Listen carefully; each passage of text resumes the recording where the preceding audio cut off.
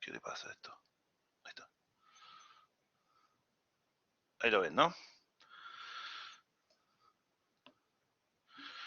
Tengo que poner el chat para ver. Bueno, entonces la primera práctica es bastante tranquila.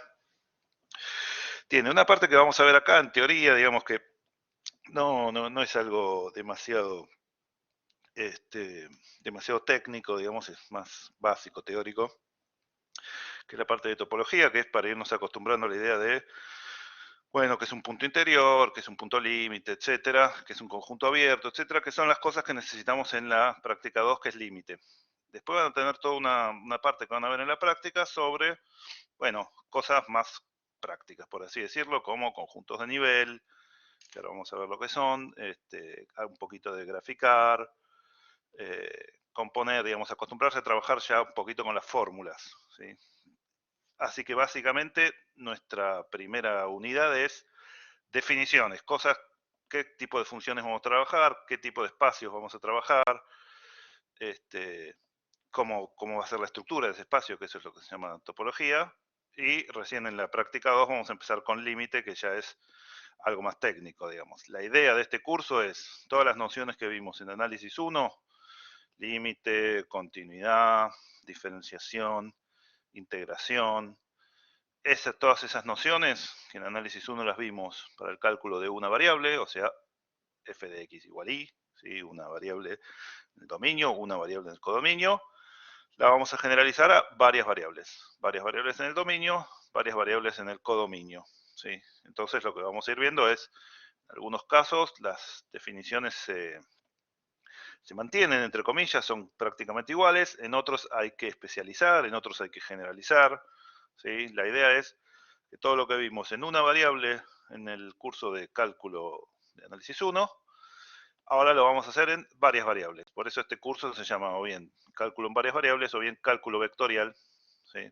Por la estructura vectorial que se le puede dar al espacio en n dimensiones, bueno, particularmente en 3 dimensiones.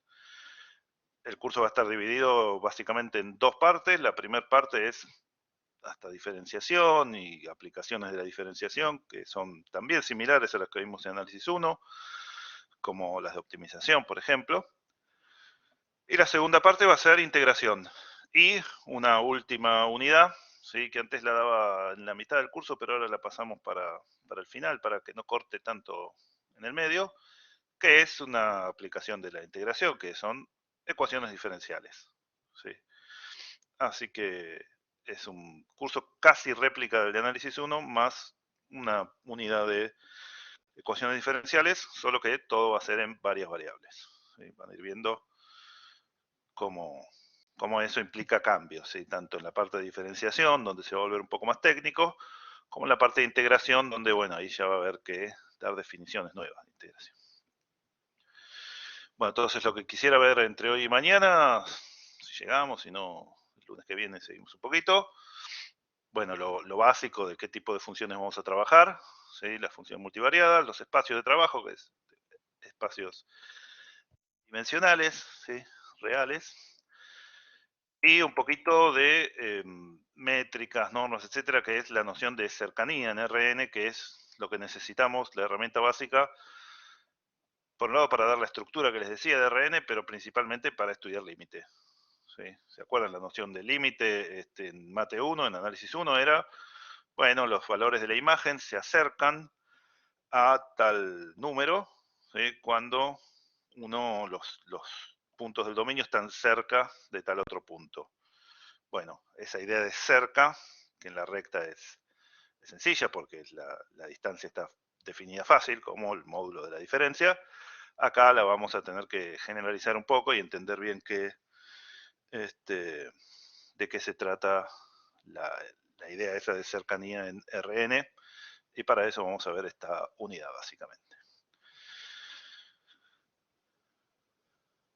Bueno, entonces, recordemos cosas que ya sabemos. En análisis 1, lo que usábamos eran funciones reales, ¿sí? O sea, funciones con dominio y codominio, subconjuntos de la recta real. Yo siempre me olvido de poner la flechita. Ah, no, la flechita o la manito tenía que poner. ¿La flecha se ve ahí? No. No, es la manito, me parece. Ahí está. Ahí está, dice ahí. La manito. Ahí está, gracias. Tiene como un delay la manito. No, ahí anda bien.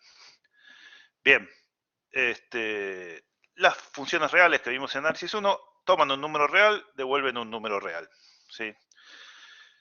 ¿Cuál era el punto distintivo de las funciones y estas reglas de asignación de un dado número real asignar otro, más allá de las fórmulas que las conformaban? Era que si yo tenía un punto del dominio, un x perteneciente a A, entonces en el codominio había un solo punto correspondiente, ¿sí? La imagen de un punto por una función existe y es única. ¿Sí? ¿Se acuerdan que cuando uno tenía un gráfico que si lo cortaba con una vertical cortaba dos veces, eso no era una función? Bueno, la idea de ahora es la misma, solo que el dominio y el codominio van a estar en espacios más complicados. ¿Sí? Por ejemplo, en el dominio podemos tener pares ordenados. ¿Sí? Los pares ordenados los vamos a llamar vectores, independiente, intercambiablemente, vector, par, triple, punto. En general va a ser lo mismo. Yo creo que uso la palabra punto más que nada. Vamos a tener pares, triples o NUplas ordenadas de números. ¿Sí? Entonces, ¿qué significa una función de un espacio de varias variables a otro espacio de varias variables? Básicamente lo mismo, que uno va a tomar un elemento del dominio, que será alguna cosa que puede ser fea, y le va a dar un único elemento del codominio, que puede ser alguna otra cosa igualmente fea, con la misma cantidad de entradas o distinta. ¿Sí? En principio, lo único importante es que a cada elemento del dominio le corresponde un único elemento del codominio. ¿Sí? La definición básica de función que tenemos acá, que es la que habrán visto en el curso de ingreso, digamos que es dado un conjunto A que llamamos dominio, un conjunto B que llamamos codominio, ¿sí? Una función es un subconjunto de este producto cartesiano entre A y B, tal que para todo elemento de A existe un elemento de B que es único y que llamamos su imagen. Por eso lo podemos asociar directamente con f de A. ¿Está bien? ¿Qué es lo que va a cambiar? Que ahora estos A de este lado pueden ser pares de números, pueden ser ternas de números, cuaternas, pueden ser cosas de n dimensiones, y estos de acá pueden ser puntos, o sea, pueden ser cosas de dimensión 1, de dimensión 2, de dimensión 3. En principio, la dimensión que tenga A y la dimensión que tenga B es arbitraria, ¿sí? Dependerá de, bueno, en términos matemáticos, de la función que estoy definiendo y en términos de aplicaciones de las magnitudes, las variables, las fuerzas, lo que sea que está, las velocidades, lo que sea que está involucrado. ¿Sí? Tiene sentido trabajar con vectores, ya habrán estudiado algo de física, las magnitudes físicas más comunes son vectoriales, ¿sí? Tanto en la cinemática como en la dinámica, ¿sí? Las velocidades, aceleraciones, etcétera. Eso se traduce o se generaliza en, no sé, campos de velocidad de fluidos, se aplica análogamente cuando vean campos eléctricos, campos magnéticos, así que es natural pensar en magnitudes vectoriales, también es natural pensar en magnitudes que dependen de más de una variable, si uno está analizando, no sé, un sistema termodinámico y la presión va a depender del volumen y la temperatura, o la temperatura va a depender del volumen y la presión, ¿sí? Así que el hecho de que haya varias variables en el dominio va a ser algo que responde a eso, que las distintas magnitudes involucradas pueden depender naturalmente de varias variables, ¿sí? Como una presión puede depender de volumen y temperatura, ¿sí? O un campo eléctrico puede depender, no sé, de 3 coordenadas de posición. Y el hecho de que pueda haber varias coordenadas en el codominio, obedece a que hay muchos casos en los cuales las magnitudes de interés son vectoriales, ¿sí? Son vectores, entonces tiene sentido. Bueno, en general, el tipo de función más general que vamos a trabajar nosotros toma, bueno, no necesariamente todo Rn, ¿sí? Acá tendría que haber puesto A incluido en Rn. Un dominio que sea un subconjunto de Rn, donde n puede ser cualquier número natural, ¿sí? y un codominio en Rm, ¿sí? Donde m puede ser cualquier número natural, puede ser igual a n, puede ser distinto, puede ser 1, puede ser 2, puede ser 3, puede ser cualquier cosa. Entonces, uno va a tomar una n-upla del dominio de f, que no necesariamente son todos los reales. Ahora vamos a ver algún ejemplo donde no son todos los reales, no es todo Rn, sino puede ser algún subconjunto, y a cada punto del dominio le va a otorgar un punto del codominio que es una m-upla de números reales también. Entonces este Rn es simplemente producto de n copias de R, y lo que significa son n uplas de números reales. ¿Sí? Simplemente eso. Si son pares, lo podemos representar en el espacio cartesiano con el que trabajamos en análisis 1 para graficar. Si son ternas, ¿sí? Vamos a ver ahora un poquito de cómo graficar en 3 dimensiones. Ya si son cuaternas en adelante, no tenemos gráficos estándar. ¿Sí? Uno puede graficar alguna proyección, puede graficar alguna parte de la imagen, etcétera, o graficarlo con curvas de nivel o con lo que quiera, pero no va a tener un gráfico en el mismo sentido que teníamos en análisis 1, ¿sí? Que es ver el punto del dominio y el punto del codominio. Bien. Bueno, cada uno de estos les voy a llamar coordenadas del punto o vector, ¿sí? El x sub i, que siempre van a ser números reales. A veces los vamos a llamar vectores. Eso en realidad, sí, yo lo uso intercambiable, vector y punto. Así que no, en este curso la diferencia entre un vector y un punto no hace diferencia. Naturalmente en un curso de geometría o en un curso de tensores, algo más aplicado, por ahí distinguir vector y punto tendría sentido. En este curso vector y van a ser intercambiables, y lo que significa es una tira de números. ¿Está bien? La dimensión de este espacio, ¿cuál les parece que es? Sin haber estudiado álgebra lineal, naturalmente, ¿qué dimensión tiene este espacio? N. N, ¿sí? Perfecto, es natural eso, ¿no? Si tengo dos coordenadas, este espacio es de dimensión 2, que es el espacio cartesiano común y corriente.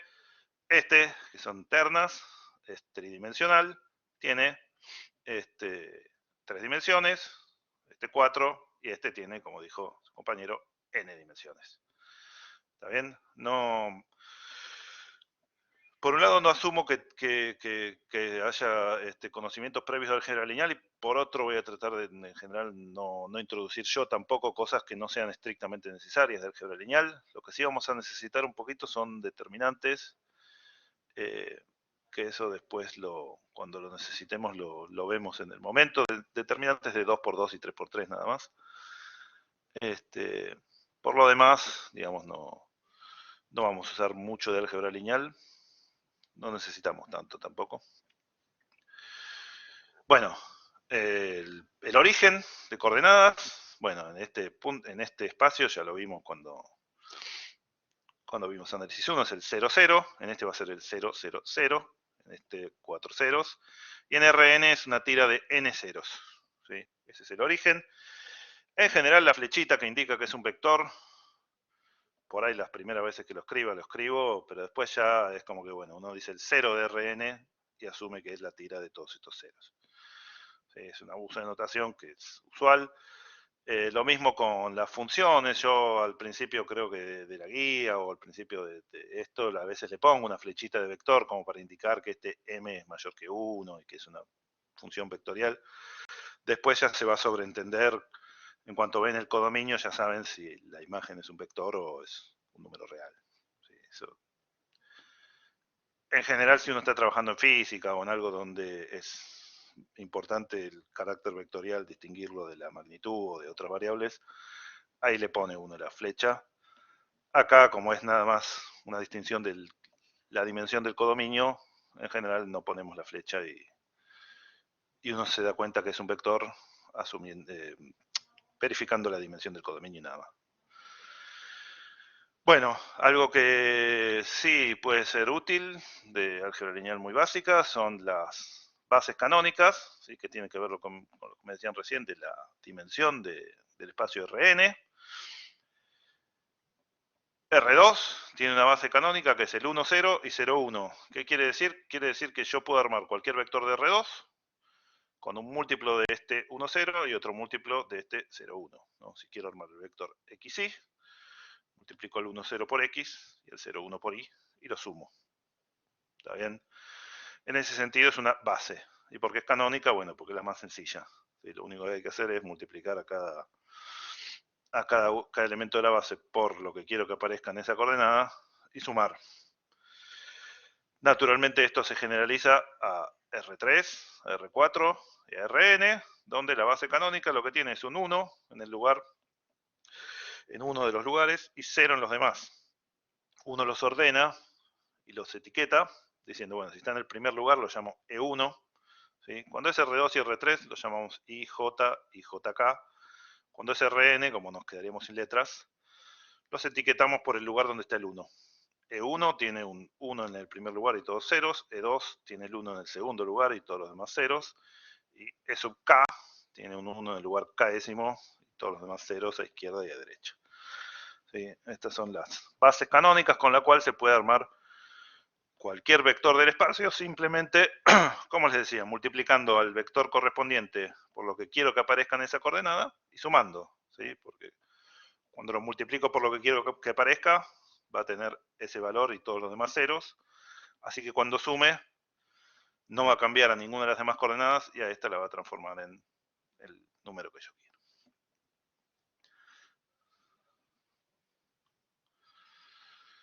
Bueno, la representación gráfica en R2 y en R3, ya probablemente la sepan hacer. En R2 tenemos el plano cartesiano, un par de ejes.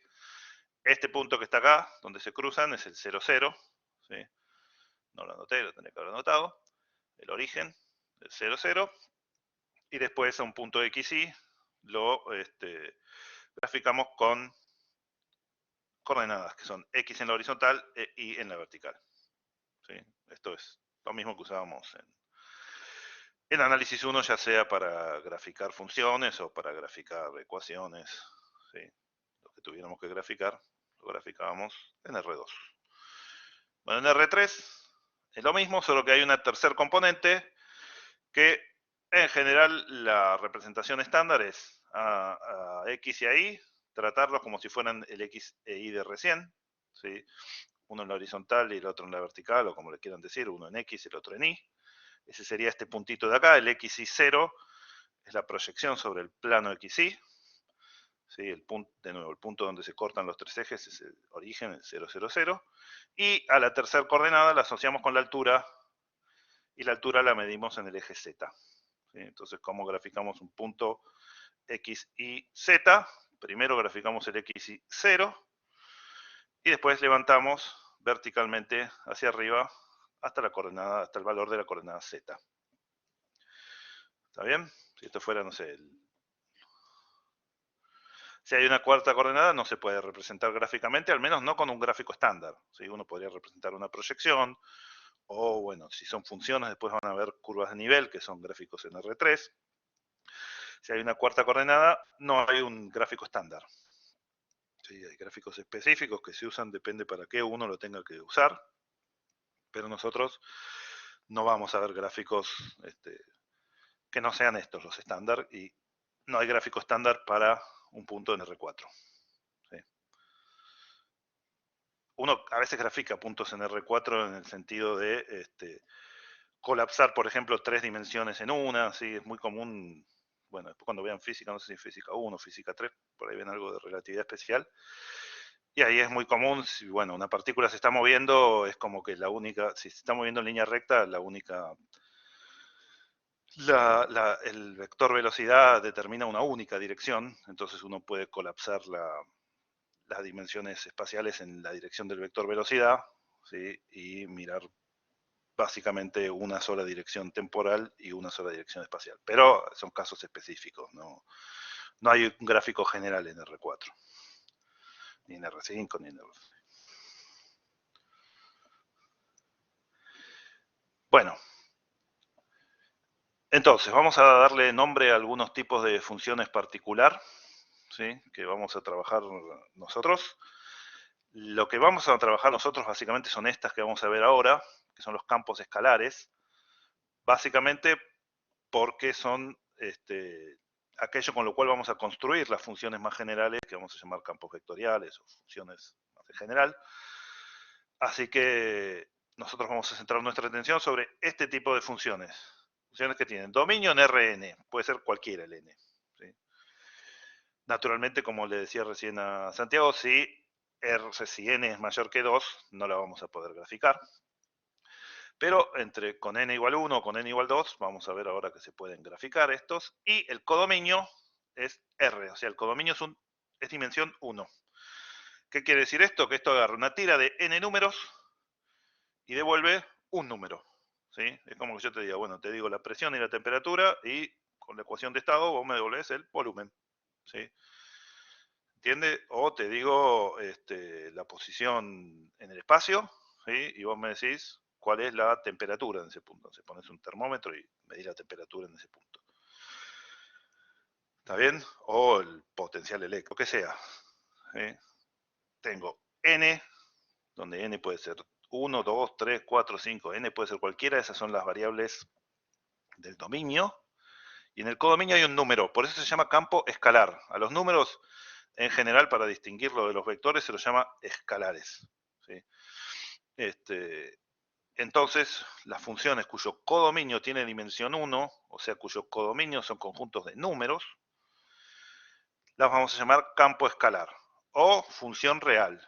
¿Sí? Función real es el mismo término que usábamos en análisis 1, ahora generalizado al hecho de que el dominio en principio puede tener cualquier cantidad de variables, pero cuando hablamos de campo escalar o función real nos referimos a que el codominio tiene dimensión 1, es un número.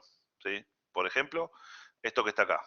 Les digo, una función de 3 variables que devuelve, bueno, 3 por la variable x menos y más 6z. Esto para cada x y z que yo dé va a dar un número. La cuenta es, no sé, voy 1, 1, 1, me va a dar 3, menos 1 que es 2, más 6, 8. ¿Sí? Si voy al 0, 0, 1, me va a dar 0, menos 0, más 6. Me va a devolver 6. ¿Entiende? Entonces, un campo escalar puede tomar la cantidad de variables que quiera, pero devuelve una sola. Devuelve un escalar o número real. ¿Sí? Esta también, x cuadrado más y cuadrado. Los campos escalares, cuando el dominio es de dimensión 2, ¿sí? O sea, el dominio es R2, sí los podemos graficar porque el gráfico ahí lo definimos de la forma análoga, ¿sí? Como definíamos en análisis 1. En análisis 1 decíamos son los puntos de la forma x f de x. Ahora van a ser los puntos x y f de xy, ¿sí? Donde este xy obviamente está en el dominio de f. Y entonces, ¿qué voy a hacer? Voy a venir acá, voy a buscar el punto xy en el plano, que será este de acá, que me quedó medio chiquito marcado, o no lo marqué. Y una vez que llegue acá, me fijo, ¿qué me devolvió f de xy? Bueno, me devolvió, no sé, este valor de acá arriba. Este punto representa, acá no alcanzo a ver si dice, creo que 3 y 1, f de 1, 3.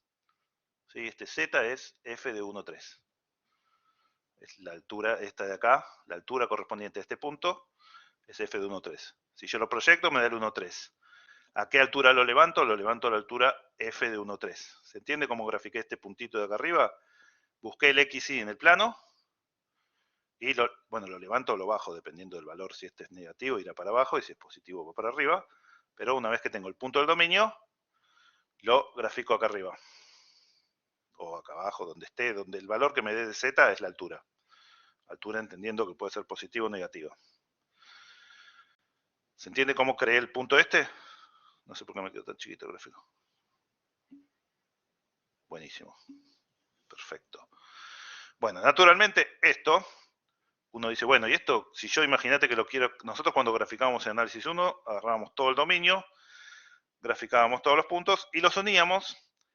En análisis 1, como era en R2, los podíamos unir en una curva, ¿sí? Que era el gráfico de la función, que podía ser fea, podía tener asíntotas, podía ser fea, pero en principio era una curva con algunos cortes o cosas particulares. Bueno, acá, naturalmente, si yo les preguntara, ¿el gráfico de esto qué va a ser? ¿Una curva, una superficie o qué?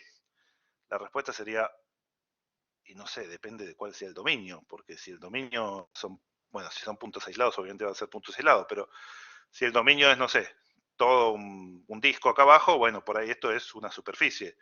Ahora, si el dominio es una curva, esto por ahí también es una curva. Entonces, graficar una de estas funciones requiere más trabajo del que requería en análisis 1, porque en análisis 1 era simplemente mirar los puntos y unirlos con una curva. Ahora necesitamos ver, bueno, qué tipo de conjunto es el dominio, ¿sí? Si esto va a ser una superficie, o va a ser una curva, o va a ser nada, si van a ser puntos aislados, etc. No es tan fácil graficar varias variables como era en una variable también, lo que teníamos y que nos ayudaba a graficar, ¿se acuerdan? Con eso hacíamos el análisis de función, para eso hacíamos el análisis de función, era dónde es creciente, dónde es decreciente, etc. Acá ya la función, por ejemplo, si uno quisiera decir dónde es creciente o dónde es decreciente, y uno va a decir, y depende en qué dirección me mueva, porque por ahí crece para allá, pero decrece para acá. Entonces, la monotonía no está definida trivialmente acá. Vamos a tener que trabajar de otra forma para poder graficar, ¿sí? No tiene sentido decir, bueno, un punto de R2, ¿por qué la monotonía era buena en análisis 1? Porque en el dominio, que era la recta real, está bien definido que un punto sea mayor que otro. En cambio acá, no. Este punto y un punto, por ejemplo, por acá, ¿cuál de los dos es mayor? ¿Puedo hablar de función creciente o decreciente si tiene dos variables?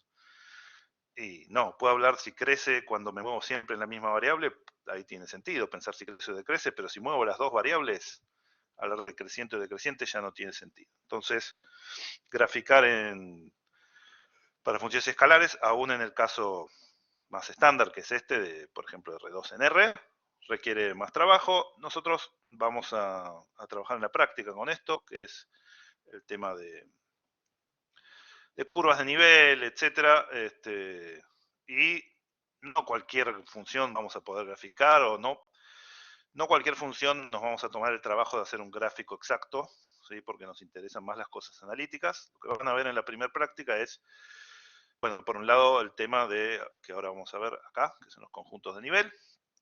Yo en esto no voy a hacer mucho hincapié porque lo van a ver en la práctica. Para una función dada uno puede hacer este trabajo y darse una buena idea de cómo es la función. Y después lo que también van a ver en la primera práctica son algunos gráficos conocidos, ¿sí? Algunas superficies definidas por fórmulas, o sea, por funciones, y otras superficies que son definidas por ecuaciones, ¿sí? Las cuádricas, etcétera. En la primera práctica vamos a directamente graficarlas y entenderlas como restricción de los puntos en el espacio. Después, un poco más adelante, por ahí con función implícita y esos teoremas, podríamos entender un poco más la unidad de las dos cosas, que también son localmente gráficos de funciones, pero en principio la primera guía es básicamente para acostumbrarse a trabajar con estas cosas, ¿sí?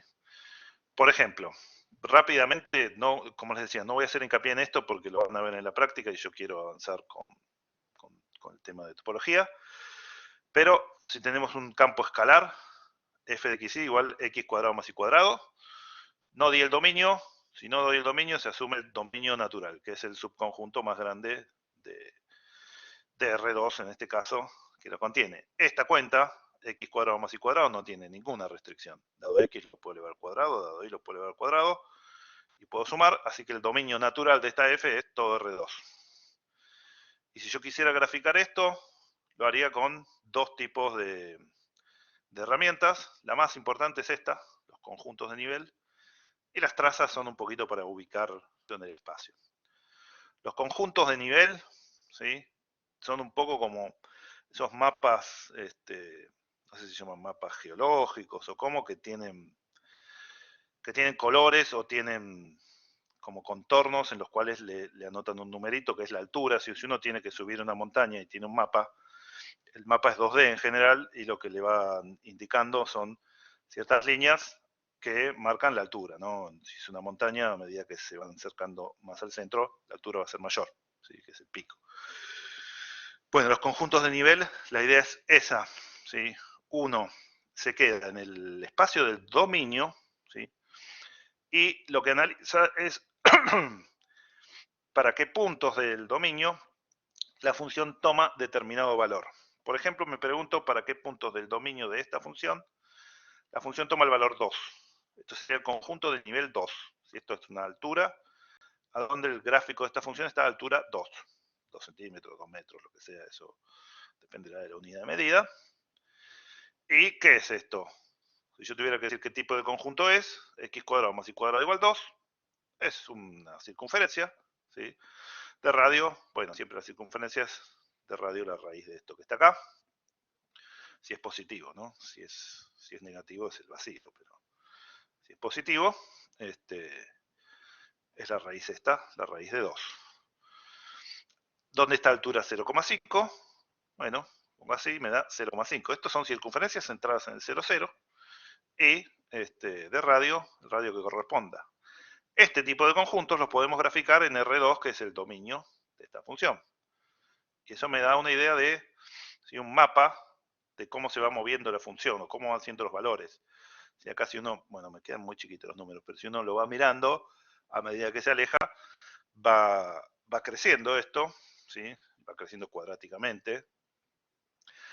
Así que estas circunferencias que están por acá son, bueno, las circunferencias, los puntos del dominio donde toma el valor que corresponde al numerito que está ahí etiquetado, ¿sí? ¿Está bien?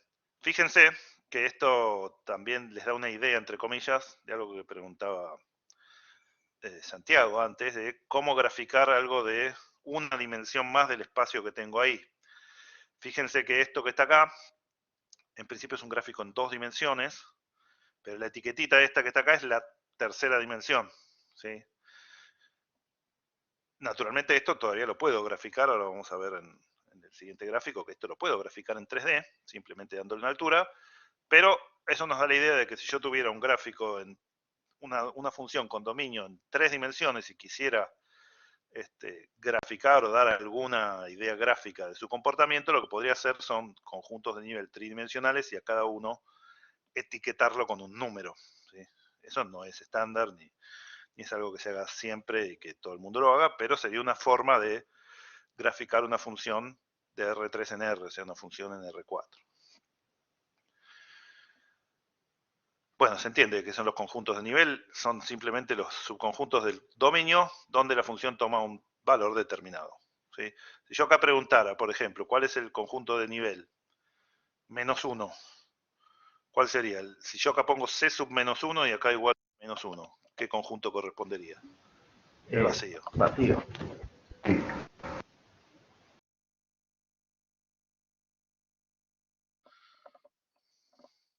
Ahí se me escucha porque parece que se me tildó en un momento. Alguien me estaba hablando y se cortó.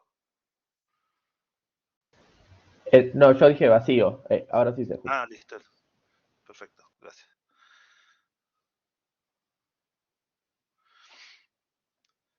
Perfecto, entonces no cualquier nivel corresponde a un conjunto no vacío, pero tranquilamente me pueden dar el conjunto de nivel y ese nivel no corresponde a la función, vacío. Si pusiera el 0 no es vacío, el 0 me daría el puntito este, ¿sí? Que es el 0, 0, hago 0 al cuadrado más 0 al cuadrado, eso da 0, así que sería el puntito del origen. Bueno, como les decía, siendo un campo escalar con dominio en R2, lo puedo graficar. Y a cada uno de los círculos que veíamos recién, lo que hago es subirlo a la altura que le corresponde a su etiqueta, ¿sí? Al círculo de radio raíz de 2 lo subo a altura 2, al círculo de radio 1 lo subo a 1 y al círculo de radio, no me acuerdo, raíz de 0,5 creo que era, lo subo a la altura 0,5, ¿sí? Entonces, las curvas de nivel, cuando es un gráfico de R2 en R, lo puedo graficar. Naturalmente, si hubieran sido ya superficies de nivel, no lo puedo graficar en 4 dimensiones, así que eso ya no lo puedo hacer, pero de R2 en R sí. Estas curvas, fíjense que ya, si uno hace muchas, ¿sí? Acá las tengo separadas, pero si uno hace, bueno, en lugar de 0,5, 1 y 2, hace 0,5, 0,6, 0,7, 0,8, 0,9, acá se le iría llenando de curvitas y ya empezaría a tomar la forma del gráfico completo, ¿sí?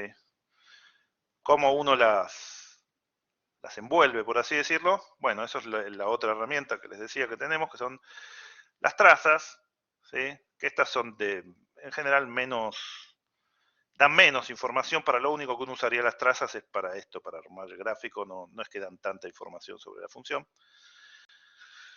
Se obtienen fijando una de las variables del dominio igual a 0, ¿sí? En realidad fijando una relación entre las variables del dominio que lo hagan unidimensional, ¿sí? En general, trazas se le llama cuando uno dice, bueno, no sé, x igual a 0 o y igual a 0, pero podría ser también una traza o traza entre comillas diciendo, bueno, voy a fijar qué pasa si x es igual a y, ¿sí? Si yo lo hago unidimensional, lo puedo graficar. Entonces, en nuestra función, si fijo x igual a 0, f de xy, que es la altura z, se va a transformar directamente en y cuadrado, ¿sí? Porque el x es 0. Y ese es este gráfico rojo de acá, es esta parábola. La parábola z igual y cuadrado. Lo mismo, si y es igual a 0, me queda z igual a x cuadrado, que es esta parábola que grafico acá. Fíjense que la grafico en el lugar que corresponde, ¿no? ¿Por qué la grafiqué esta sobre el eje y? Porque sobre el eje y x es 0. Acá el eje x no se ve la etiqueta, pero el eje x es como antes este que sale acá. Entonces, por eso la grafico así, esta parábola roja. Fijé x igual a 0, me quedo sobre el eje y, y en ese eje z es igual a y cuadrado. Para el azul me quedo sobre el eje x, porque fijé y igual a 0, fíjense que me vengo hasta donde está y igual a 0, y grafiqué lo que me queda, que es z igual a x cuadrado, que es esta parábola de acá. Con estas dos parábolas y las circunferencias, tenemos ya una idea mejor del gráfico, ¿sí? Va a ser, estas parábolas, perdón, van a ir envolviendo a las circunferencias y este gráfico tiene un nombre que se llama paraboloide o paraboloide circular o paraboloide de revolución, ¿sí? Que hay muchas formas de pensarlo. La forma que lo estoy dando yo es para que ya introducir la idea de curvas de nivel, etcétera. Obviamente, uno podría decir, bueno, esto es lo mismo que agarrar cualquiera de las dos parábolas que hice recién y rotarla, ¿sí? Hacerla como superficie de revolución. Eso es verdad, pero esa es una forma menos general de graficar, porque acá si en lugar de ser circunferencias hubieran sido, no sé, elipses, ¿sí? Si hubiera sido en lugar de x cuadrado más y cuadrado sobre 3, esto de las curvas de nivel y las trazas lo podía hacer igual, lo único que iba a cambiar es, bueno, una de estas parábolas y que estas iban a ser elipses, y lo podía hacer igual, y lo de la superficie de revolución no lo podía hacer, porque no era de revolución. O era de revolución, pero no circular, que es más complicado. Bueno, si uno hace esto con muchas, que es lo que hacen los graficadores, les queda una superficie de este estilo. ¿Sí? Bueno, si no me acuerdo mal, en el material didáctico les puse una lista de links, ¿sí? No me acuerdo si puse GeoGebra, ahora que lo pienso, pero bueno, GeoGebra todo el mundo lo conoce. Tienen varias cosas, algunas que vamos a usar después cuando veamos derivadas, algunas que pueden usar siempre, como el Wolfram, el Symbollab, etc. Y tienen el CalcPlot 3D, que es con lo que hice esta, que la ventaja que tiene para mí es que es extremadamente intuitivo, sencillo, no hay que, es hasta más fácil que GeoGebra para 3D. No hay que hacer nada, se puede graficar implícito, se puede graficar explícito, ¿sí?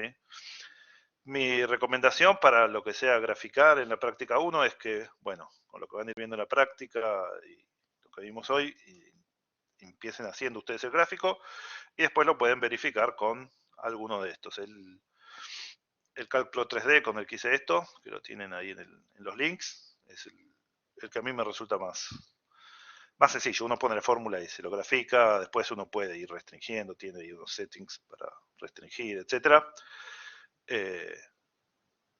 Me parece bastante sencillo de usar. Bueno, como les decía, el tema de conjuntos de nivel, gráficos, etcétera, lo van a Lo van a volver a ver con Marilí y con Estela en la práctica, así que yo no voy a hacer hincapié en eso, sino que voy a ir avanzando. Bueno, cuando tenemos ahora ya más de una dimensión en el dominio, si tenemos una dimensión en el dominio, campo escalar. Si tenemos n mayor que 1, ¿sí? Vamos a hablar de campo vectorial. Campo vectorial propiamente dicho, y si en los libros ven la palabra campo vectorial, lo que significa es esto, es una función de Rn en Rn con n mayor que 1. ¿Sí? La palabra campo vectorial formal y bien usada se refiere a que la dimensión es mayor que 1 y es la misma tanto en el dominio como en el codominio. ¿Sí? Nosotros por un abuso de notación, etcétera, cuando sean mayor que 1 las dos dimensiones, aun si no es igual, es probable que le digamos campo vectorial, que siempre digamos campo vectorial cuando el codominio sea de dimensión mayor que 1. Pero formalmente y en los libros, seguro en el libro de Apóstol lo usa de esta forma, de la forma correcta, los físicos lo usan de esta forma también. No me acuerdo el libro de Tromba si usa esta, de Marsden y Tromba, si usa este nombre campo vectorial. Si lo usa es probable que lo use de esta misma forma y lo que vamos a llamar nosotros campo vectorial en general o función vectorial en general le diga función. Bueno, eso me recuerda. Acabo de nombrar dos libros que son los que tradicionalmente se usan en esta materia, que son el Calculus, volumen 2 de Apóstol, y el libro Cálculo Vectorial de Marsden y Tromba. ¿Sí? Ambos figuran acá al final de la bibliografía. Ambos son muy conseguibles, ya sea impresos o electrónicos, etcétera. Son muy buenos los dos libros, son muy completos, nosotros no vamos a ver todo. Y básicamente yo trato de seguir esos dos libros porque son los libros tradicionales, bueno, excepto en ecuaciones diferenciales, que el libro de Apóstol es como demasiado largo o demasiado teórico, hace mucho hincapié en el tema de existencia y unicidad y no va tanto a lo práctico, pero para las demás cosas los pueden usar. Hablando de libros, también, perdón que me acuerdo ahora y no me quiero olvidar, si los digo después, me voy a olvidar.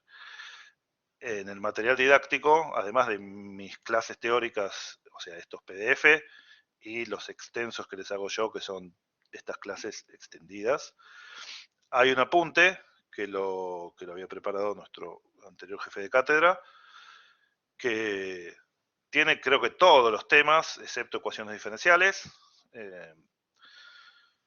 Lo que yo no sigo en general de ese apunte es la anotación, ¿sí? Porque él la había cambiado, etcétera. Pero bueno, es una referencia más que tienen y como bueno, se tomó él el trabajo de hacer todo el apunte, etcétera. Yo siempre lo pongo a disposición de ustedes y porque sigue los temas de la materia. Lo único que les puede pasar si miran ese apunte es que encuentren que la anotación es medio distinta, pero bueno, además como referencia tienen ese apunte completo. Este micrófono, no sé qué le pasa, que se tilda a veces. Bueno, entonces, campo vectorial propiamente dicho, n dimensiones, con n mayor que 1 en el dominio y n dimensiones en el codominio. Ahora vamos a ver por qué esto de que sea igual la dimensión del dominio y del codominio es relevante. ¿Sí? ¿Alguien me quería preguntar algo? ¿No? Bien. Bueno, entonces, va a tomar estas. Fíjense cómo es la estructura. Acá hay un ejemplo acá abajo, pero vamos a ver la estructura general. Toma estos n números y ¿qué hace? Genera otros n números. Este F1 es un número que depende. ¿Ustedes me escuchan? Sí, se escucha. Bien.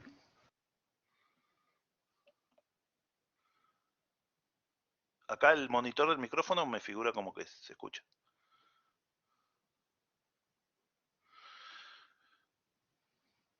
Cualquier cosa, si ven que se deja de escuchar, avísenme, porque yo estoy mirando siempre el monitor del micrófono, pero no sé, este campus no le tengo tanta fe. Bueno, fíjense, ¿qué es este F1 de todo esto? Esto es un campo escalar, solo que metido en la primera coordenada. Agarré los n números y esta F1 los transforma de alguna forma y da un número. esta F2 agarra los n números y los transforma de otra forma completamente distinta, ¿sí? De la que se le antoje, y devuelve otro número en la segunda posición. En la tercera, en la cuarta, en la quinta y en la enésima, F sub n agarra los n números y devuelve un número de la forma que se le haya antojado cambiarlo, ¿sí? Cada una de estas, F sub i, que las llamamos componentes del campo vectorial, son campos escalares, son funciones que agarran a los elementos del dominio, al elemento del punto donde estoy, y devuelven un número. Como son n, esta tira de campos escalares forma un campo vectorial, ¿sí? Forma una tira de n números. Cada campo escalar da un número, lo junté en un solo vector y me da un vector, ¿sí? Por ejemplo, este es el ejemplo estándar, el campo eléctrico de una carga puntual en el origen. Yo voy a un punto X y Z y me fijo cuál es el campo eléctrico en ese punto. Bueno, en la primera coordenada, agarré la coordenada de X y lo dividí por la suma de X cuadrado más Y cuadrado más Z cuadrado a la 3 medios. En la segunda coordenada, fíjense que es otra cuenta distinta. Es parecida, pero es distinta. ¿Sí? No, es totalmente independiente de lo que pasa acá de lo que pasa acá. Acá tengo el mismo denominador, pero el numerador es distinto. Es Y. Y dividido esta cuenta. Y acá es Z dividido esta cuenta. Fíjense que son tres funciones. Si yo no les dijera, si esto no aparece acá, esto sería un campo escalar perfectamente definido, ¿sí? Obviamente el dominio no podría incluir al 000, pero sería un campo escalar bien definido. Me das X y Z y te escupo este número. Lo mismo este, me das X y Z, te devuelvo este número. Y este, cada uno como campo escalar está bien definido. Y al estar juntos en una terna, ¿sí? Lo vamos a llamar campo vectorial y agarro tres números y devuelvo tres números también. ¿Sí? Imagínense que agarro, no sé, 1, 1, 0. Acá me va a quedar 1 dividido, bueno, 2 a la 3 medios. Acá me va a quedar 1 dividido 2 a la 3 medios. Acá me va a quedar 0. ¿Sí? Y lo mismo cada x y z que tome, naturalmente distinto del 000, me va a devolver un trío de números. ¿Sí? Fíjense cómo se armó. Exactamente. Exactamente. Esto que dice Santiago acá. Un campo vectorial de Rn está armado por n campos escalares. Esa es la definición general. Acá vemos un campo escalar de R2. Está formado por dos campos escalares. Estos son los más sencillos que hay, o los más sencillos. Son dos de los más sencillos. El campo escalar X y el campo escalar Y. ¿Sí? Si yo te doy un punto XY, me puedes devolver X. Si te doy un punto XY, me puedes devolver Y. Bueno, estos dos campos escalares armaron un vector acá. El vector XY, que es, bueno, un campo interesante. Después lo vamos a trabajar más, el campo XY. Bien, entonces, campo escalar, lo armamos, perdón, campo vectorial, lo armamos con n campos escalares.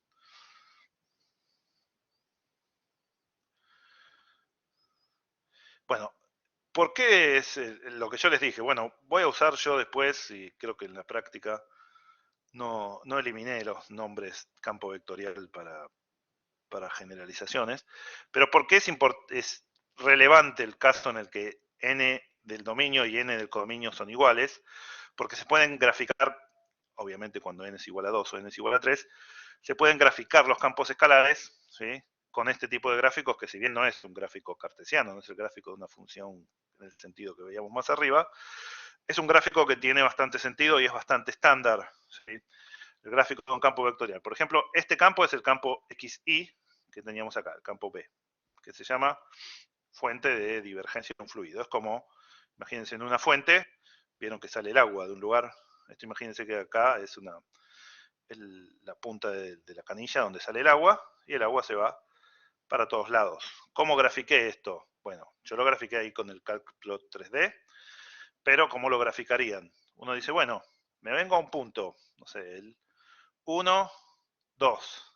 En este punto, en el 1, 2, ¿qué vector es la imagen? Me vengo acá, digo, en el 1, 2 es el 1, 2. Y entonces me vengo al 1, 2 y grafico el vector 1, 2, que es este vectorcito.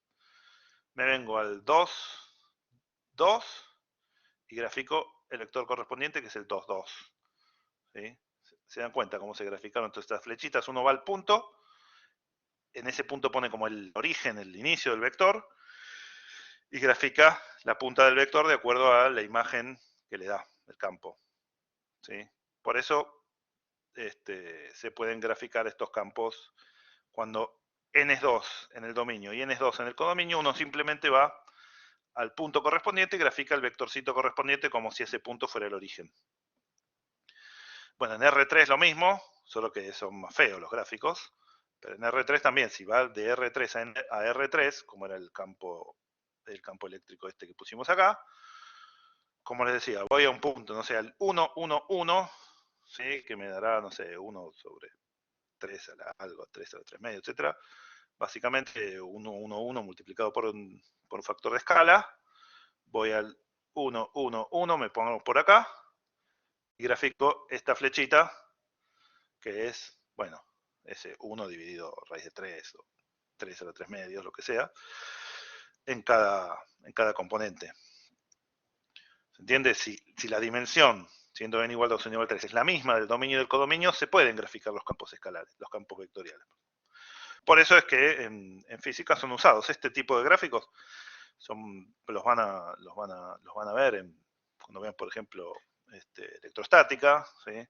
Estos gráficos se pueden hacer hasta experimentalmente, ¿no? Si uno pone, no sé, una carga acá y pone, no sé, limadura de hierro o algo, se le forman estas líneas de campo, ¿sí? Que serían las líneas que uno tendría si sigue estos vectores. Así que son gráficos que los pueden llegar a usar en física. Lo mismo, bueno, si esto representara un fluido, esto básicamente les daría las direcciones o las velocidades del fluido en ese punto, ¿sí? Básicamente, esa es la forma de graficar campos vectoriales, si n es de 2 o 3, y si es de 2, de n igual 2 a n igual 2, o de n igual 3 a n igual 3. Ya, de n igual 4 a n igual 4 no se puede, y de n igual 2 a n igual 3 no se puede, o sea, mezclar para graficar no se puede. Bueno, entonces, como les decía, en general, vamos a abusar del nombre campo vectorial para significar esto. Dominio en Rn y codominio en Rm con m mayor que 1, sin especificar que n y m sean iguales, es probable que nosotros le digamos campo vectorial. De nuevo, en los libros, la mayoría son precisos, y cuando hablan de campo vectorial se refieren a n igual en el dominio, en el codominio, y cuando quieren poner una función así, le dicen función vectorial o le dicen de otra forma, cosa que uno entienda que no necesariamente es un campo de R2 en R2 o de R3 en R3. Pero es probable que nosotros digamos, bueno, una función vectorial sin tanta precisión. Bueno, algunos tipos de funciones interesantes. Estas son funciones que vamos a ver. Antes estaba en la práctica 1, pero como lo necesitamos más para la práctica 4 y 5, lo pasé para la práctica 4. Lo vamos a ver un poquito antes de optimización. ¿Qué son las curvas? ¿Qué son las curvas? Bueno, básicamente son cosas unidimensionales, ¿sí? Son alambres, ¿sí? Un alambre, un hilo, lo que le quieren decir es algo unidimensional. Bueno, eso es una curva. Es una función que toma dominio en R, o sea, hay un parámetro, ¿sí? Si uno está recorriendo un alambre, dice, bueno, tengo una punta, la otra punta, y lo voy recorriendo. Cuántos pasos di por el alambre, ¿sí? O cuántos pasos da una hormiga por el alambre, es el parámetro que me estoy moviendo. La curva, esa función, puede tener imagen, bueno, en R2, ¿sí? Por ejemplo, esta que puse acá. Agarro t y devuelvo coseno de t, seno de t, es algo en R2, que es, bueno, la circunferencia. Acá puse t entre 0 y pi sobre 2, para que sea este cuartito de circunferencia. ¿Sí? ¿Podría ser en R3? Sí, acá le podría poner coseno de t, seno de t, no sé, coma t, y lo que tendría es una espiral en R3. ¿Sí? ¿Podría ser en R4, en R5, en Rn? Sí, en principio sí. No las podría graficar esas. Puedo graficar curvas, bueno, con dominio siempre en R o un intervalo cerrado de R, y codominio en R2 o R3. Esas las puedo graficar. Ya en R4 o R5 la puedo llamar curva porque es algo unidimensional si el dominio tiene una sola dimensión, pero no la voy a poder graficar. Bueno, algo que nos va a interesar, no tanto en la práctica 4, pero sí en la 5, fíjense que esto tiene en cierta forma no solo los puntos, ¿sí? Que sería lo que uno llamaría curva propiamente dicha, sino que tiene también una idea de dónde empieza y dónde termina, porque si uno empieza, entre comillas, en el 0, le queda el 1, 0, que es este punto, y en este le queda el 0, 1. No, las trazas son campos escalares, ¿sí? Las trazas las hicimos para campos escalares, o sea, el codominio era en R, y lo que restringía ahí era el dominio. Decía, bueno, uno de estos es 0, ¿sí? Y el otro no. Después, los gráficos en general, para gráficos en general o para función en general, lo único que cambia, o sea, esto es un caso particular de función vectorial, digamos, de estas, donde el dominio es unidimensional. Eso nada más quiere decir. Después, si el codominio es R2 o R3, lo puedo graficar, y va a ser básicamente un alambre, ¿sí? Esto sería un alambre con un pedacito de alambre torcido, y en R3 será un pedazo de alambre tridimensional. ¿Está bien?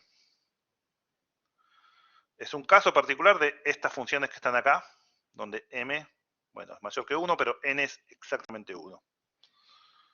Buenísimo. Bueno, entonces ahora vamos a lo que me interesa sobre todo, que es, bueno, empezar a acercarnos al límite, ¿sí? Como les dije al principio de la clase, la idea de este curso es generalizar los conceptos de análisis 1. Límite, continuidad, derivabilidad, integración, pero pasándonos a varias variables en el dominio, varias variables en el codominio. Entonces, nuestro concepto básico, al igual que en análisis 1, es el de límite. ¿Sí? En análisis 1, todo lo construimos a partir del concepto de límite. Una vez que sabíamos que era el límite, pudimos decir que era continuo, que era discontinuo, pudimos decir que era la derivada, ¿sí? Lo mismo, bueno, después cuando introdujimos integrales, con el límite de la suma de rimas, etcétera, era una aplicación de límite. Así que el límite es el concepto más básico del análisis. Y el concepto de límite ya es donde R2 y R, o R3 y R, o cualquier Rn y R, son esencialmente distintos. ¿Sí? Después, R2 y R3, R3 y R4, R2 y R57, básicamente van a ser iguales, entre comillas, pero el salto de calidad o el salto de dificultad está entre R y R2. Porque nuestro concepto básico, cuando veíamos límite, era, bueno, el límite cuando x se acerca a x0 de f de x es L. ¿Sí? Si a medida que nos acercamos a x0, f de x se acerca a L. En la recta es sencillo, porque ¿qué quiere decir acercarse? Bueno, estar a una distancia no muy grande, ya sea por derecha, que sería este de acá, o por izquierda. ¿Sí? Hay dos formas de acercarse. ¿Sí? O me falta un pasito desde la izquierda, o me falta un pasito desde la derecha, o medio pasito, o 20 pasos, pero hay solo dos formas de acercarse, ¿sí? Y uno puede decir si me acerco por izquierda o por derecha, si me acerco por arriba o por abajo, porque la recta real está ordenada, ¿sí? Ese orden que da la recta real es la clave, es lo que hace muy sencillo todo el trabajo en la recta real. Que uno diga, bueno, estoy más o menos cerca porque estoy abajo del 6 y arriba del 5, estoy más cerca que el 6, o estoy arriba del 4 y abajo del 5, estoy más cerca que el 4, ¿sí? Con una comparación rápida entre los números, uno ya sabe si está cerca, lejos, o si está más cerca o más lejos que otro número. Bueno, ¿cuál es el tema cuando pasamos ya a dos dimensiones? Cuando pasamos a dos dimensiones, ¿sí?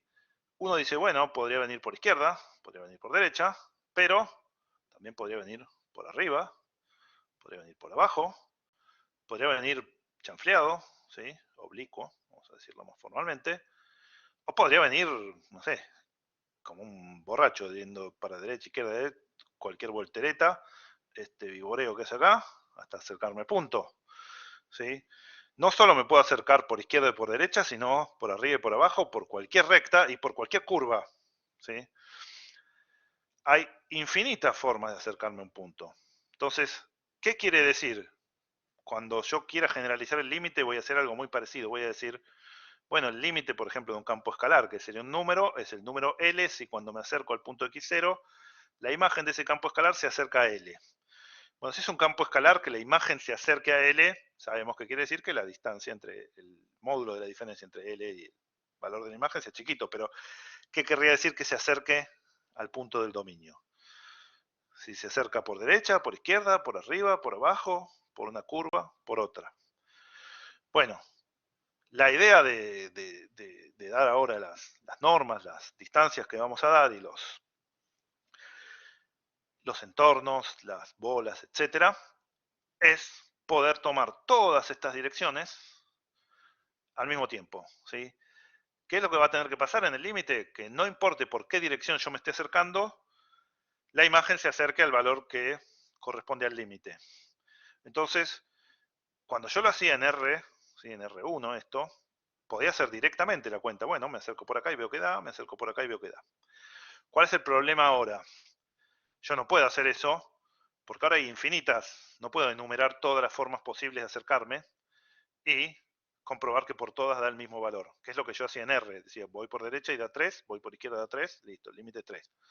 Ahora ya no puedo hacer eso porque podría ser por las rectas horizontales, por las verticales, podría parametrizar una recta genérica que pase por el punto y hacer todas las radiales, ¿sí? Que eso es algo que vamos a ver la semana que viene, pero en principio ni siquiera son numerables las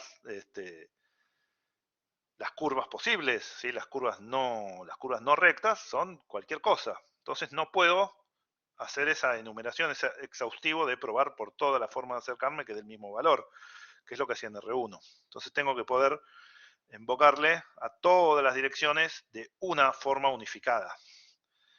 Y para eso, fíjense, hay una forma que yo podría hacer acá, es decir, mira, si yo trazo un circulito alrededor de este punto, por acá, fíjense que todas las flechas al acercarse al punto van a tener que entrar al circulito ese, ¿sí? Lo mismo, si yo trazo un cuadradito, todas las flechas al acercarse al punto van a tener que entrar al cuadradito, o lo mismo un rombo, ¿sí? Entonces, si yo defino estar cerca como, bueno, tienen que entrar al circulito este que yo grafico alrededor del punto, ahí puedo englobar toda la forma de acercarme en una, ¿sí? Esto es lo que tenemos acá. Para considerar al mismo tiempo todas las infinitas formas de acercarnos, tenemos que considerar qué quiere decir acercarse, ¿sí? Yo acá dije, bueno, pónganle que esto fuera, no sé, 10 centímetros. Tracé un círculo alrededor de 10 centímetros. ¿Qué es lo que pasa con todas las curvas que están por acá? En algún momento, si se acercaron al punto, están a menos de 10 centímetros. Entonces están adentro de esta bolita. Lo mismo si esta bolita hubiera sido de 1 centímetro. Si las curvas se acercan al punto, en algún momento tienen que quedar a menos de 1 centímetro y tienen que entrar a la bolita correspondiente, ¿sí? Entonces, la idea fundamental cuando trabajamos en R2, después en R3, donde este círculo se va a transformar en una esfera, ¿sí? En Rn, donde ya va a ser, bueno, una esfera n-dimensional o hiperesfera que no la podemos graficar, pero la idea es que vamos a hablar de cercanía al punto, ya no cuando estemos necesariamente con una curva que se acerca, ¿sí? Sino cuando estemos adentro de un entorno de este estilo, ¿sí?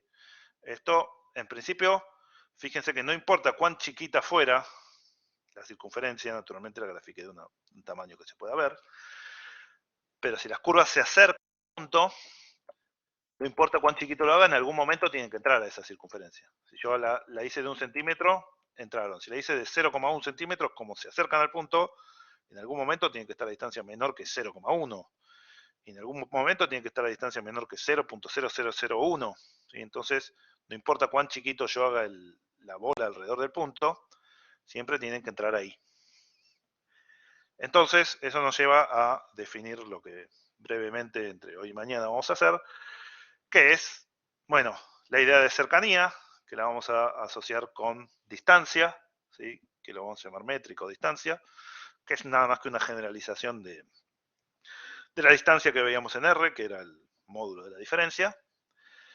Y después con eso vamos a construir la noción de límite, ¿sí? Que es la práctica 2.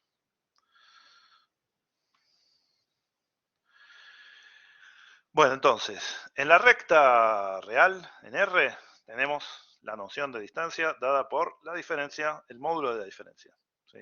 La distancia entre 5 y 3 es 5 menos 3 en módulo, o 3 menos 5 en módulo, es 2. La distancia entre, no sé, 7 y menos 3, hago 7 menos 3, me da 10, módulo 10, o menos 3 menos 7, me da menos 10, el módulo es 10.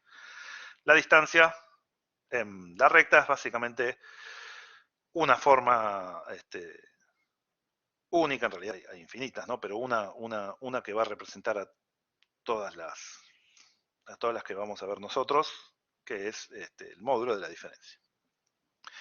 En R2 tenemos la distancia también. Esta es ¿Con qué mido yo una distancia acá en la práctica? Bueno, si uno es muy sofisticado me diría con un compás, ¿no? Pero nosotros, cuando queremos medir la distancia entre dos puntos, en una hoja o en una mesa, etcétera, usamos una regla, ¿no? Una cinta métrica, está muy lejos, pero una regla.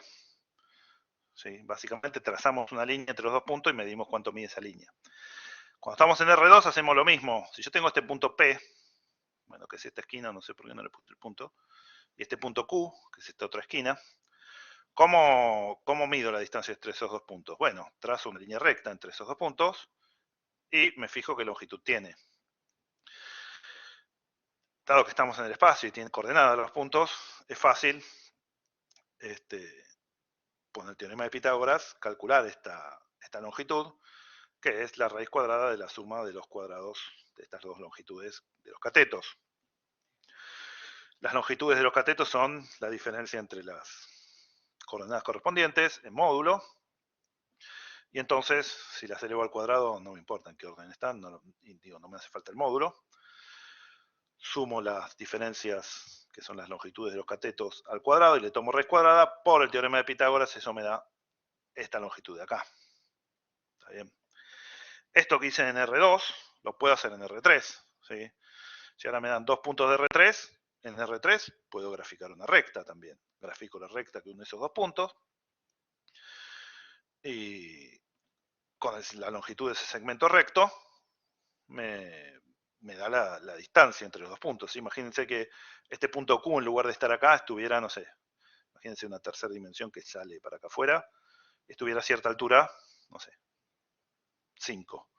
Bueno, simplemente la hipotenusa esa va a tener un cateto ahora que va a ser el que era esta distancia, y otro cateto que va a ser la altura.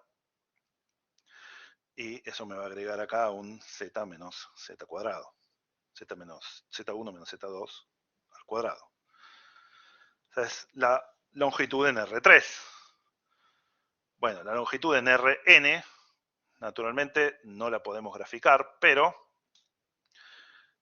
simplemente la podemos generalizar diciendo, bueno, yo lo que hago en cada coordenada es la resta y elevar al cuadrado, después de eso sumar y tomar raíz. ¿Sí? En R2, fíjense que en R1 tendría x1 menos x2 al cuadrado, raíz cuadrada me da el módulo de x1 menos x2, que es la distancia, efectivamente. En R2 no estaría esta componente y tendría la longitud de la hipotenusa, como hicimos recién. En R3 tengo la longitud de la hipotenusa, digamos, levantada, como les decía, que es esto de acá. Y eso nos lleva a decir, bueno, en Rn hago lo mismo, solo que tengo más coordenadas. Defino la distancia euclidia, ¿sí?, como la raíz cuadrada de la suma de los cuadrados de las diferencias entre los puntos. Bueno, hay algo importante acá. Para empezar, ¿se entiende la idea de qué sería la distancia euclidia en R2, en R3, en Rn? Nada más que diferencia en coordenada a coordenada, elevo al cuadrado, sumo, tomo raíz cuadrada. En R2 y en R3 tiene la interpretación directa, estándar de distancia entre dos Pero puntos, como no lógico entiendo es. algo, no, o sea, no se supone que está haciendo otra fórmula eso, porque en R3 el ejemplo que está ahí dice x1 menos x2, y después en Rn se supone que Por dice... eso, eso es otra cosa que quería decir, pero ¿se Ah, entiende la forma en que estoy haciendo la cuenta? Hasta acá, hasta este. La idea de la distancia, ¿se entiende? Bueno, lo que me decía ella recién es un cambio de notación, lo que puse acá, notar que la notación es distinta. ¿Qué diferencia hay entre esta notación y esta? Acá X era la primera coordenada, Y era la segunda coordenada y Z era la tercera coordenada. Acá no. Acá la primera coordenada es X1, la segunda coordenada es X2, y en este punto la primera coordenada es Y1 y 2. ¿Sí? Bueno, esto, por un lado yo podría ser consistente y usar siempre la misma notación y usar acá X1 y Y1, X2, Y2, etcétera, pero no es lo estándar. Lo estándar es que cuando estamos en R2, las coordenadas se llaman XY, ¿sí? Los puntos se llaman P, Q, etcétera. Cuando estamos en R3, las coordenadas se van a llamar X y Z, y también los puntos se llamarán P, Q, Z. Cuando estamos en Rn, se usa la notación, el punto, como no nos quedaríamos sin letras, ¿sí? para las coordenadas, se enumeran las coordenadas, y a los puntos le damos el nombre X o Y. ¿Sí? Entonces, fíjense que acá X ya no significa la primera coordenada, sino que X acá es el nombre del punto, de la tira completa. Y es el nombre del otro punto. Exactamente. Exactamente. Hay un cambio de notación. Esto lo hago intencionalmente porque en los libros pasa. En los libros le van a decir, bueno, X y Z, y de repente se pasan a RN y la notación cambia. Es un cambio de notación. Acá las coordenadas se llamaban X y Z. Acá ya no se llaman más X y Z. Las coordenadas se llaman X1, X2, XN. ¿Está bien? Usás el que vos quieras. Si yo acá lo llamo W, perdón, lo llamaría W1, W2, WN. Necesitas más elementos para definir. Claro, para cada punto de acá, ¿sí? Para cada punto de acá necesito N. Si lo llamé X, son X1, X2, XN. Si lo llamé W, son W1, W2, WN. Y acá, si lo llamé Y, las coordenadas son I1, I2, IN. ¿Está bien? Es un cambio de notación. Ya acá X e Y no representan las coordenadas, sino que las coordenadas son el subíndice. Sí, sí, también. Podría tomar P, pero no es estándar. Lo estándar es usar esto. ¿Sí? Las coordenadas son las X sub Y son las coordenadas de X, y las Y sub Y son las coordenadas de Y. O X sub K y Y sub K, como le puse acá. X1, X2, XN son las coordenadas de X. Y1, Y2 y N son las coordenadas de Y. ¿Está bien? El subíndice 2 lo tiene porque elevé al cuadrado y tomé raíz cuadrada.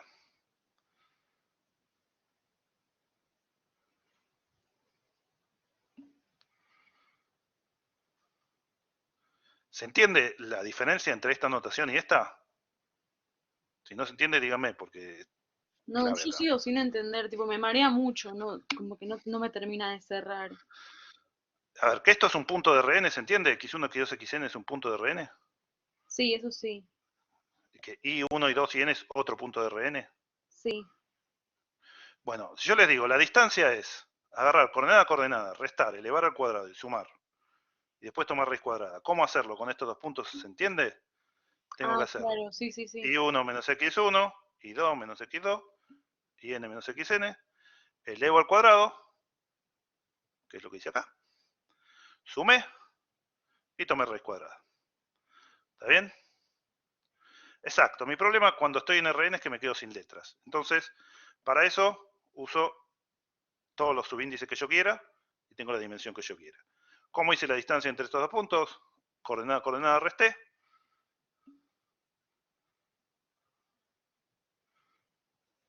Sí, paso a eso. Y lo tenés que repetir con todos los puntos que quieras. Claro, cada vez que yo quiera hacer la distancia entre dos puntos, tengo que agarrar la primera coordenada, restarle la primera coordenada, elevar al cuadrado. La segunda coordenada, restarle la segunda coordenada de este, elevar al cuadrado. Y así con todas. Después la sumo y le tomo raíz cuadrada.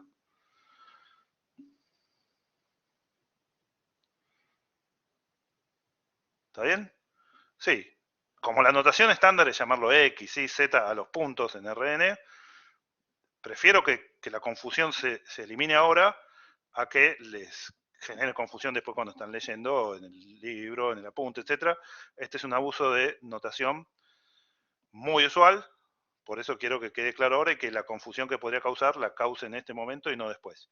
Se entiende que esta operación y esta son la misma, solo que ahora estoy usando distinta notación. La notación de acá es inconsistente. Esta notación no es la misma que esta. Pero se entiende que la operación es coordenada, coordenada, resto, elevo al cuadrado, sumo y tomo raíz cuadrada después. Eso es lo mismo que dice acá. Coordenada, coordenada, resté, elevé al cuadrado y sumé. Esta notación y esta son distintas, y de hecho son inconsistentes, ¿sí? Pero es la forma en que lo van a encontrar en los libros. R2 y R3 es estándar que se llamen XY o XYZ. RN siempre lo van a llamar XY1, X2, XN. La notación es inconsistente, pero se entiende que la distancia entre dos puntos es simplemente coordenada, coordenada, resto, elevo al cuadrado, sumo y tomo raíz. Si yo quisiera ser consistente, lo único que tendría que haber hecho acá es llamar a este x1, x2, x3, y a este y1, y2, y 3, y decir, bueno, resto, coordenada, coordenada, sumo y tomo raíz cuadrada. No lo hago deliberadamente porque en los libros van a encontrar esta inconsistencia y tienen que estar atentos a no confundirse. Ahora sí, ¿se entendió? Buenísimo. Repito lo que me preguntaba, creo que Francisco antes, o no me acuerdo quién. El 2 viene de que elevé al cuadrado y tomé raíz cuadrada.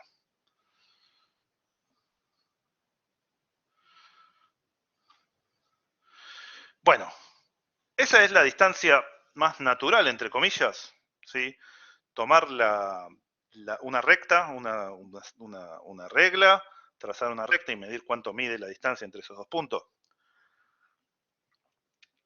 Sí, de hecho estoy diciendo, listo, medir la distancia entre esos dos puntos, como que estoy dando por sentado que la distancia es la longitud del segmento recto que los une. Sin embargo, esa no es la única forma de medir distancias y ni siquiera es la única que resulta natural en la mayoría de los casos. Por ejemplo, si uno tiene que tomarse un taxi o caminar en la ciudad de Buenos Aires, uno no mide la distancia en metros, ¿sí? Por más que uno el GPS le dice, bueno, está a tantos kilómetros, etc., aún el GPS no les va a medir la distancia con una recta. Lo que le va a medir es la cantidad de cuadras que uno tiene que hacer. ¿Sí? Cuando uno hace una cantidad de cuadras, fíjense que naturalmente esta escalera que hice acá para llegar acá, que podría haber hecho una recta y otra recta, o esta azul, o esta amarilla, son más largas que la recta directa. Esta recta directa, si son dos ubicaciones en la ciudad de Buenos Aires, la podría seguir, no sé, un dron que fuera volando, pero uno caminando, o en un taxi, o en el auto, o en la bicicleta, tiene que restringirse a ir por estas trayectorias que están restringidas, no pueden ir de un punto al otro.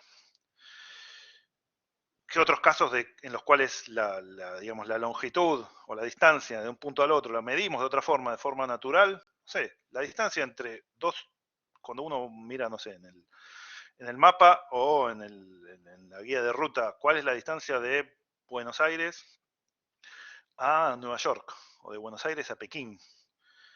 La distancia que a uno le sale, si lo googlea, lo busca en el mapa, etcétera, o lo busca en la guía de viaje, no es la distancia de, bueno, pónganle trazar una línea recta de Buenos Aires a Pekín. La línea recta, digamos, la línea recta que los une, que sería la menor longitud de un segmento de una curva que los una, entre Buenos Aires y Pekín estaría por adentro de la Tierra. ¿Sí? Sería, no sé, un radio terrestre. Uno, para ir de Buenos Aires a Pekín en la menor longitud posible, en el sentido de la longitud del segmento recto que los une, tendría que hacer un agujero en el manto terrestre y cruzar hasta el otro lado. Esa no es una distancia factible, no es una forma de ir factible, con lo cual la distancia que uno le van a poner en el mapa o en la guía de viaje de Buenos Aires a Pekín, ¿cuál es? Bueno, es la distancia de una ruta de viaje, si quieren, en la forma más vulgar posible, sería agarrar el planiferio y trazar una línea recta en el planiferio. pero el planiferio es una representación de la superficie terrestre, ¿sí? No de la Tierra como volumen. Y entonces esa recta no es una recta en el espacio tridimensional en el que nos movemos, ¿sí? Entonces, cuando uno mide, por ejemplo, las distancias sobre la superficie de una esfera, supongamos que la Tierra fuera una esfera, ahí las distancias tampoco tiene sentido medirlas como la longitud del segmento recto que los une, porque el segmento recto que los une no está sobre la superficie. Entonces no tendría sentido. Bueno, ahí es más complicado cómo medir la distancia en una superficie, hay algo que se llaman geodésicas, etc. Nosotros no vamos a ver ese tema porque es de geometría diferencial. Lo que sí vamos a ver es cómo medir longitudes de curvas. Esto lo vamos a ver en la segunda parte del curso. Y con eso y un poco de optimización podríamos medir longitudes sobre la superficie, pero no tenemos tiempo de hacerlo, así que quedará para otro curso. Pero a lo que voy es, la distancia como longitud del segmento recto que los une es una forma de medir distancia, no la única, ¿sí? Hay muchas formas de medir distancia. ¿Alguien me quiere preguntar algo?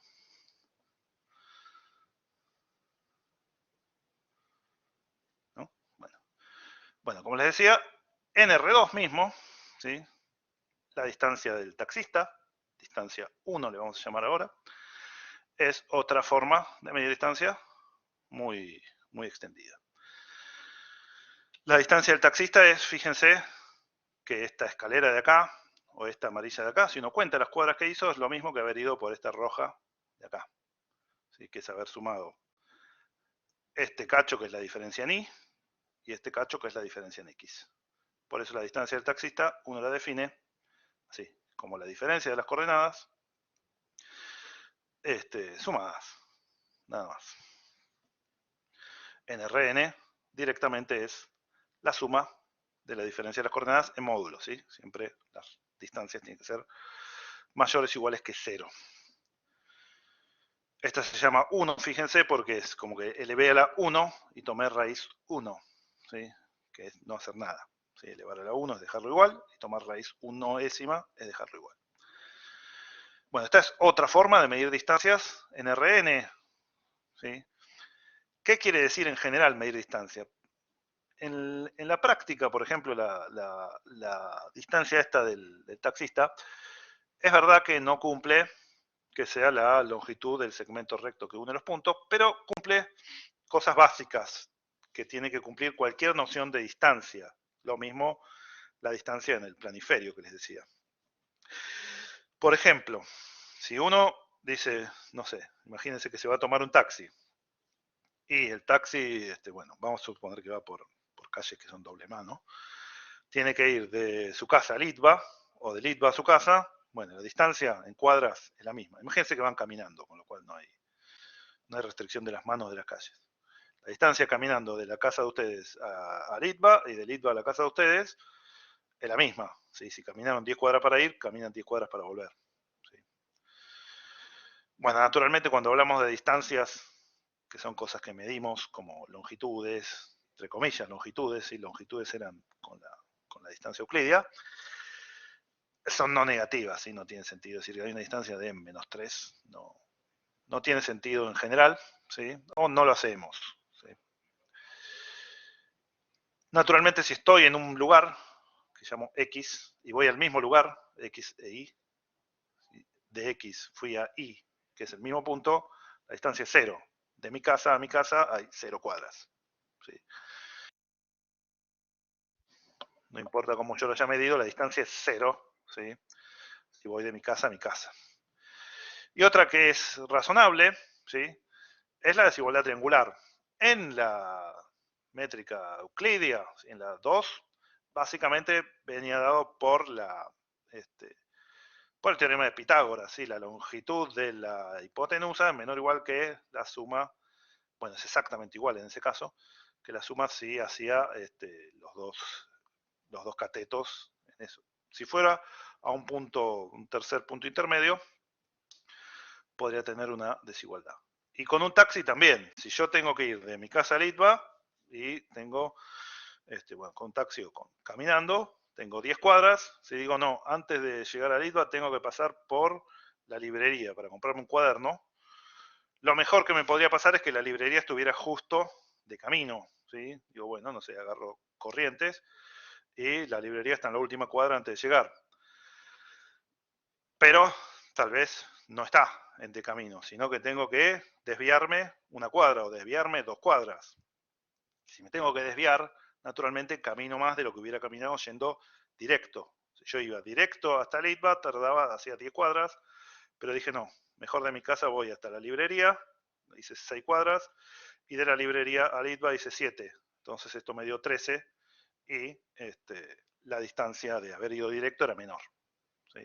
Eso se llama desigualdad triangular, que probablemente recuerden que la cumplía el módulo justamente en R, y es simplemente eso. Si yo tengo que ir de X a Y, lo mejor que puedo hacer es ir directo. Si paso por un punto intermedio Z, seguro que recorrí mayor distancia. Bueno, en general, cualquier fórmula que cumpla esto lo vamos a llamar distancia. Y nosotros no vamos a trabajar con cualquier distancia, sino que vamos a trabajar básicamente con las de esta familia y en concreto vamos a trabajar con esta, con la de la Euclidia, ¿sí?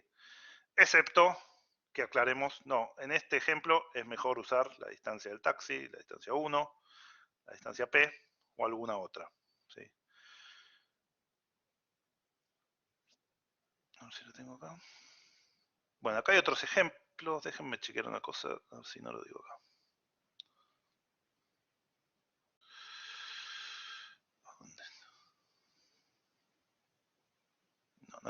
Si está muy adelante, así que lo voy a decir ahora. En R2, en Rn, tenemos entonces varias formas de definir distancia. Ahora acá voy a dar unos ejemplos más. Por supuesto, si uno dice, bueno, de mi casa a Litva, ¿sí? Yo pongo el ejemplo de Litva porque esto antes lo daba cuando estábamos ahí en el Litva, ¿no? Ahora no vamos a Litva, pero o de mi casa a cualquier lado, tengo tal distancia en cuadras. Yo podría, no sé, si tengo un dron, medir la distancia en metros, o si agarro el Google Earth o lo que sea, podría medir la distancia en metros en línea recta, ¿sí? Obviamente el número da distinto, ¿sí? Porque la distancia recorrida, aún no midiendo el número de cuadras, aún midiendo la cantidad de pasos que yo di o de metros que hice caminando, va a dar distinto el número si estoy midiendo lo que caminé a lo que hubiera sido una línea recta del dron. Ahora, si yo tengo un lugar que está más lejos, no sé, de mi casa, no sé, a ver, de Puerto Madero, pónganle el casino. El casino de Puerto Madero me queda más lejos a mí que Litva. Y me queda más lejos en el sentido de que si tengo que ir, tengo que caminar más, y si trazara la línea recta en Google Earth o con el dron o con lo que sea, la línea recta esa es más larga. En ese sentido son equivalentes las normas en R2, las métricas estas en R2, ya sea la del taxi y la norma euclidia, son equivalentes. Un lugar está más lejos o más cerca que otro, independientemente de la métrica que use. No es que si lo mido distinto, si uso la métrica 1 o la métrica 2, estar más cerca el casino de Puerto Madero que el ITBA para mí. No, para mí, lo mida como lo mida, está más cerca el ITBA que el casino de mi casa. ¿Entienden? En ese sentido van a ser equivalentes las distancias estas que vamos a ver. No todas, pero sí las de esta familia que es la que vamos a usar nosotros. Bueno, distancias que puede que alguna vez las usemos y por eso las definimos ahora. La distancia infinito, ¿sí? O distancia uniforme, lo que hacemos es, siempre en todas estas distancias la vamos a llamar la familia P, ¿sí? Porque es esta familia con 1, con 2, con 3, con infinito. Lo primero que hacemos es tomar módulo de la diferencia de las coordenadas. En R1 a esos módulos los sumaba. En R2 a esos módulos los elevaba al cuadrado y después los sumaba. Bueno, el infinito a esos módulos los miro todos y elijo el más grande. ¿Sí? Esa es una forma de medir distancias en Rn, bueno, en R2, en R3, es decir, qué es lo más lejos que me tuve que ir en una dirección. ¿sí?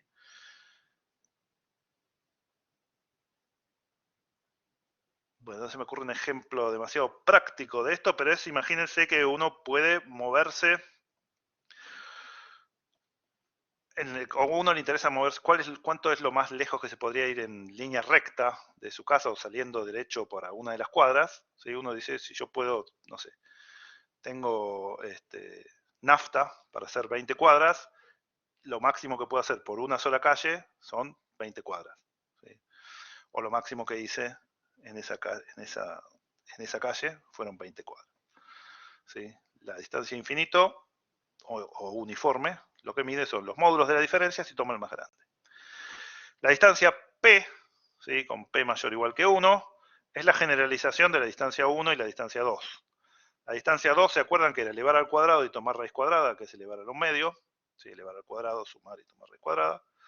La distancia 1, con P igual 1, no hago nada, y con P igual 1 acá no hago nada, era directamente sumar los módulos.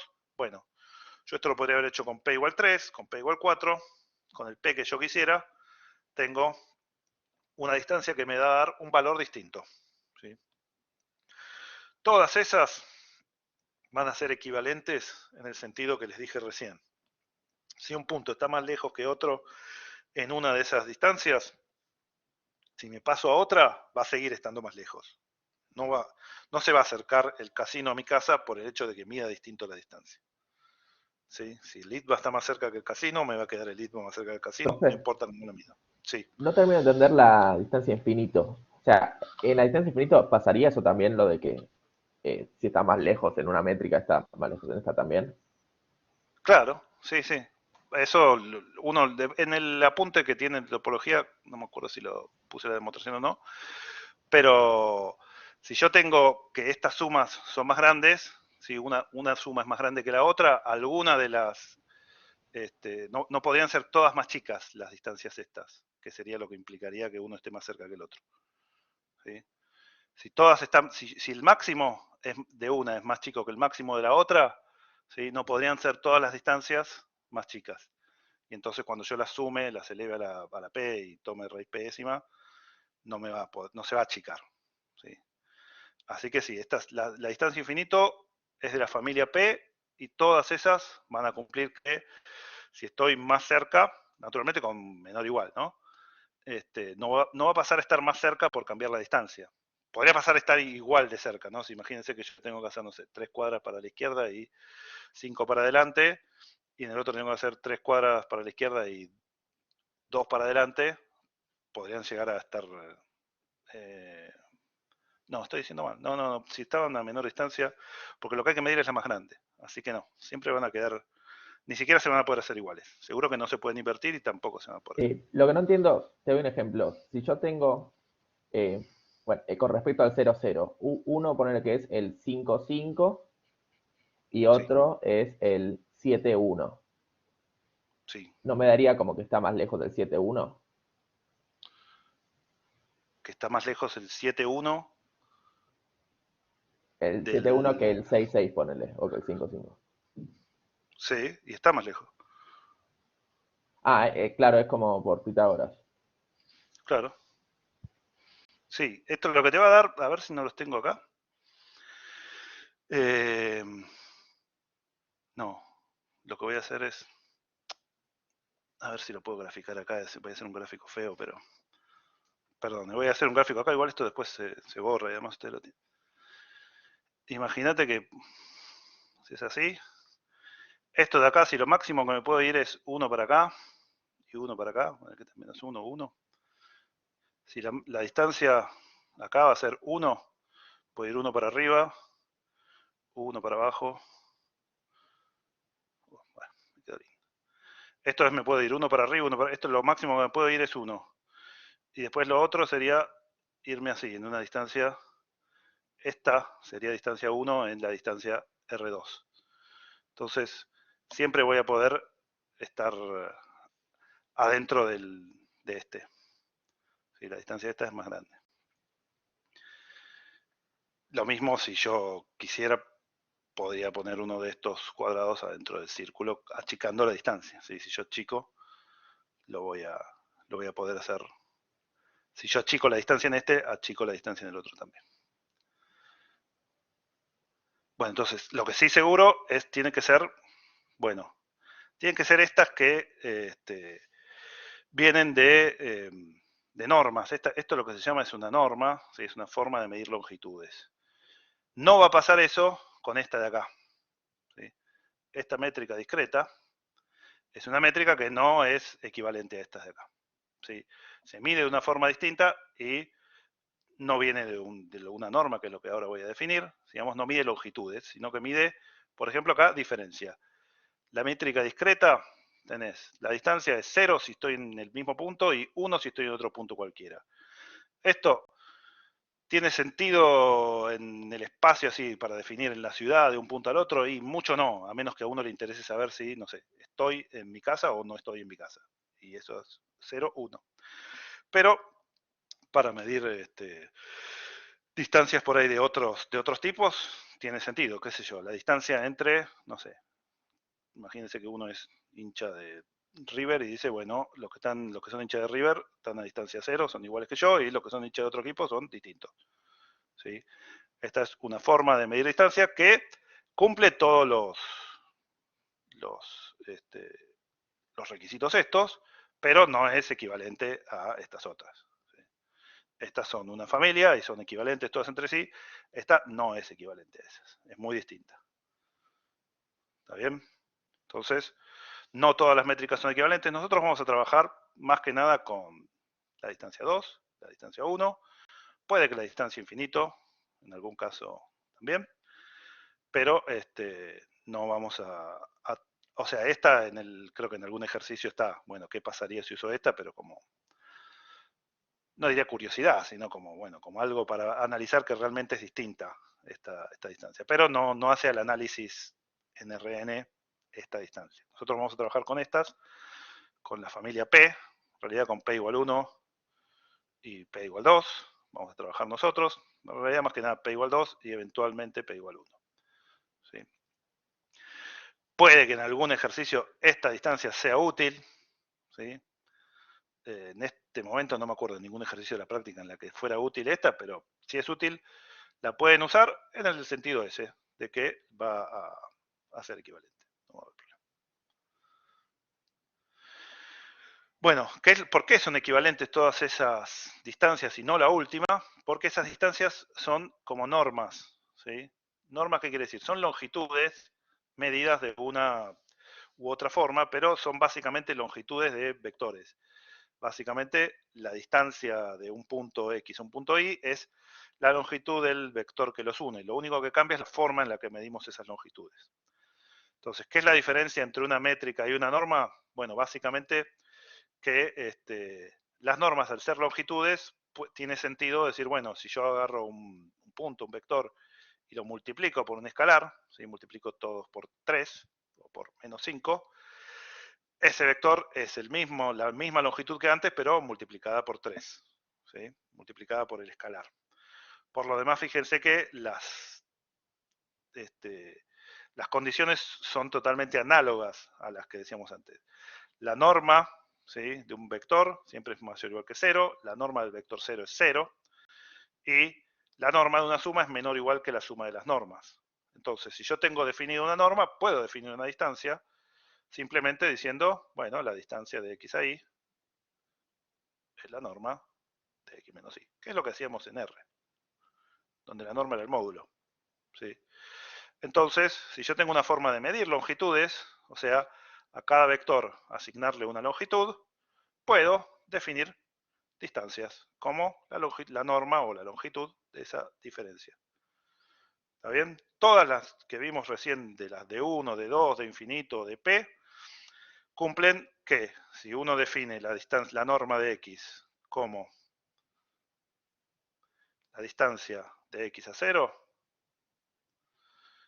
esto es una norma. ¿Sí? Y si uno dijera, bueno, no, me voy a definir la norma 2, ¿cómo? La suma, si uno hace esto, le da la suma de los xy cuadrado, bueno, sumado de igual 1 a n. uno podría empezar definiendo la distancia y diciendo que la norma de x es la distancia de x al 0, o definiendo la norma y diciendo que la distancia entre dos puntos es la norma de la diferencia. De un lado a otro es totalmente consistente, y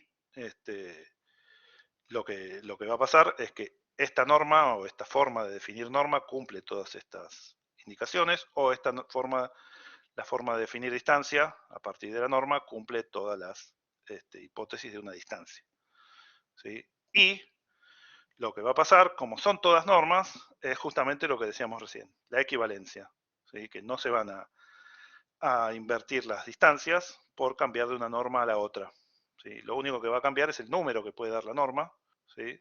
O la distancia si es la norma o una diferencia, pero no va a cambiar quién está más lejos o quién está más cerca. Bueno, entonces en general nosotros vamos a trabajar con norma 2, norma euclidia, ¿sí? Que es la distancia euclidia al 0, que es la suma de los cuadrados de las coordenadas a los cuales le tomamos raíz cuadrada, ¿sí? La norma 1 es simplemente la suma de los módulos de las coordenadas. La norma infinito es la mayor del módulo de las coordenadas, ¿sí? O el mayor de los módulos de las coordenadas, ¿sí? No toda métrica permite definir una norma, ¿sí? La métrica discreta que vimos antes no permite definir una norma, pero toda norma permite definir una métrica mediante esta igualdad. Nosotros podríamos haber hecho cualquiera de los dos caminos. Nosotros elegimos definir la distancia, después la norma como la distancia al 0. Podríamos haber definido la norma de esta forma y definir después la distancia como la norma de la diferencia. Totalmente consistente hacerlo de una u otra forma. Así que nosotros estas dos cosas las vamos a usar de manera intercambiada, ¿sí? La norma de la diferencia o la distancia entre los puntos las vamos a usar simplemente para significar eso. ¿Qué sería acá la norma de x menos y? En lugar de acá estar x1, x2, xn, estaría x1 menos y1 al cuadrado más x2 menos y2 al cuadrado más xn menos yn al cuadrado. La fórmula que dimos de la distancia, ¿sí? Así que nosotros vamos a trabajar con norma o distancia con esta equivalencia sin problema. En general, si no pongo yo el subíndice, si no decimos nada, se refiere a esta, a Euclidia, ¿sí? Si digo distancia o norma y no aclaro, bueno, esta es la distancia 1, esta es la distancia infinito, esta es alguna otra, estamos haciendo referencia a la distancia euclidia, porque es la más estándar, ¿sí? Por supuesto, como las distancias o normas son equivalentes, no cambia el hecho de usar una o la otra, pero por ahí en algún caso es más cómodo usar alguna de las otras, pero en ese caso se va a aclarar. Estamos usando la norma 1, la distancia 1, o la infinito, la que sea. Bueno, entonces, ¿a dónde vamos nosotros con todo esto? Me olvidé de poner la manito. Acá, la flecha esta que estoy moviendo yo, ¿se ve? No, no se ve. No. Es una porquería esto, porque yo para poder escribir tengo que cambiar de herramienta y me deja la flecha. Bueno, igual no voy a escribir más, no sé para qué. Pero... Bueno, entonces, ¿para qué queremos todo esto? Nosotros dimos vuelta ahí con la definición de norma. Vamos a usar la norma euclidia, ¿sí? En general, 99% de las veces la euclidia. Pero volviendo al punto que nos importaba era, bueno, ¿qué vamos a hacer? ¿Por qué necesitamos la norma? Bueno, porque necesitábamos decir cuándo estábamos cerca de un punto. Y nuestro concepto de cercanía va a ser estar a una distancia menor que cierto número. Esto es lo mismo que decíamos en análisis 1. El módulo de x menos x0 menor que delta, ¿sí? O menor que 1, o menor que r, o menor que un número. Eso quería decir estar más cerca que cierto número en distancia, medida ahí en ese caso en R1 con el módulo de la diferencia.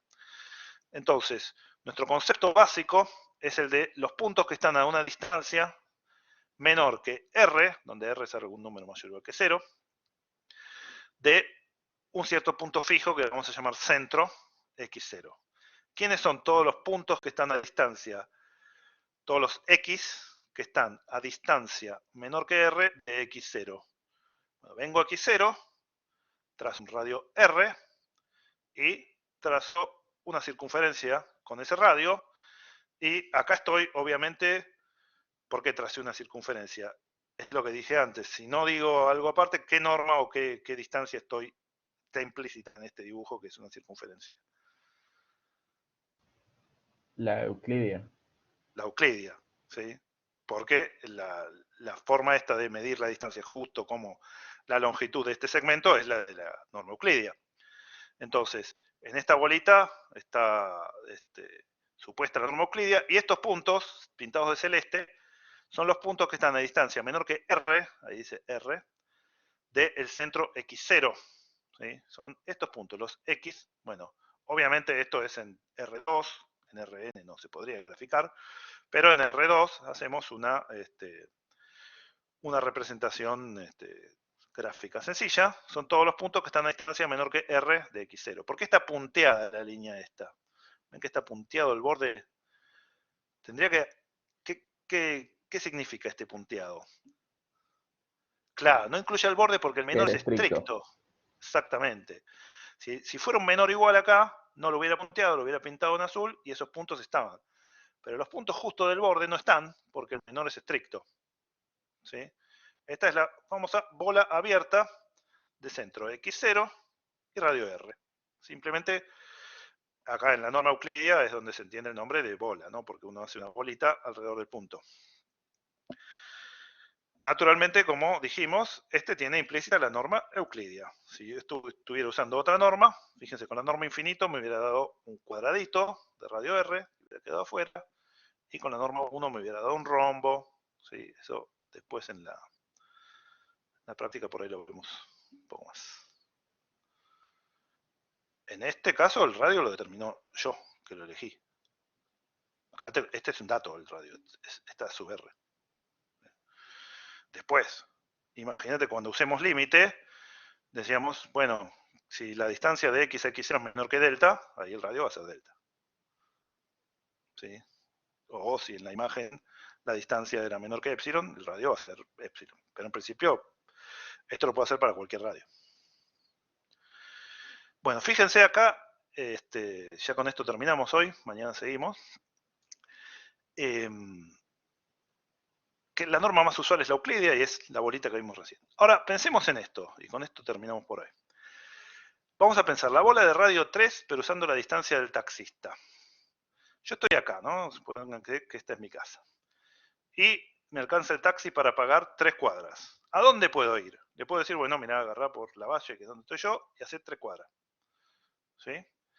O agarrá, no sé, Callao, y hacer 3 cuadras para allá. Ahora, si me alcanza para 3 cuadras, también le puedo decir, bueno, hace 2 cuadras por la valle y una por, no sé, Ayacucho, lo que sea, esta calle, yo no me sé las calles. 2 cuadras por esta y 1 cuadra por esta, y llega hasta acá. O hace 1 cuadra por esta y 2 para allá. Bueno, estos movimientos son como los del caballo de ajedrez, y al caballo de ajedrez sumale que se puede mover en línea recta. Sumale es como un caballo extendido, un caballo generalizado. Estos movimientos son como los del caballo, más que se podría mover también, es un caballo torre. Se podría mover en línea recta, pero restringido, no en cualquier cantidad, sino en 3. Entonces, se ve que lo que va conformando es esta especie de rombo que quedó acá, porque puedo hacer 3 cuadras derecho, o 2 cuadras y torcer una, o 1 cuadra y torcer 2, o 3 cuadras para acá, o 2 cuadras para acá y una para abajo, 2 cuadras para abajo y una para acá. ¿Está bien? Imagínense que no estuviera el damero, que el damero es para asemejarlo a las calles. Y yo me pudiera mover, no sé, 300 metros. Yo podría hacer, bueno, metete por acá y imagínense que fue el dron. Pero yo me puedo mover 300 metros de esta forma. Podría ser hasta acá y llegar hasta acá, que sería la línea imaginaria completa esta. Todos estos puntos están a la misma distancia 1, ¿sí? Que es 3.